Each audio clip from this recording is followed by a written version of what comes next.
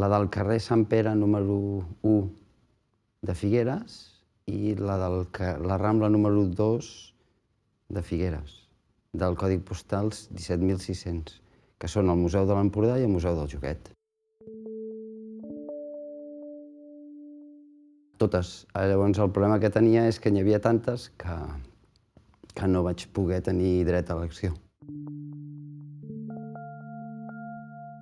A partir d'un programa d'ordinador totalment aleatori, el que vaig fer és posar totes les peces de les col·leccions, tots els números en un programa i em van sortir 2 números, que són els guanyadors i són les 2 peces que vaig triar. Perquè és que de 23.037.000 peces i de 2.535 era l'única solució que vaig trobar, és que eren moltes. 1.221 i 13.842. No vull mostrar les peces que van sortir seleccionades, sinó que estava més interessat en el procés de com les vaig trobar. I com que és un procés aleatori, van sortir 2 números.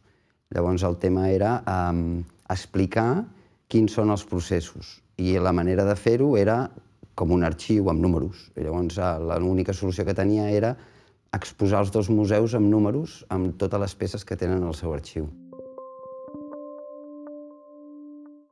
L'única manera per mostrar tot el procés de l'arxiu de números ha sigut fer una publicació on es veu tot el procés de quina és l'elecció de les 2 peces guanyadores i, per un altre cantó, un vinil de 2 cares, una dedicada a cada museu, les quals, amb números, defineixen cada peça. Havia treballat en un projecte en el Museu de Girona per iniciativa pròpia amb una exposició col·lectiva que em vaig dedicar a fotografiar el magatzem, que és allò que no es veu quan es munta una exposició. Que era una exposició que es deia Cegueses, no me'n recordo de l'any.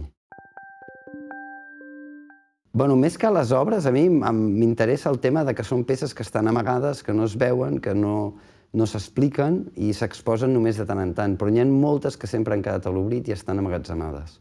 Llavors, una manera d'ensenyar que hi ha moltes peces que no s'ensenyen era mostrar el número de registre dels números de totes les peces que tenen els museus.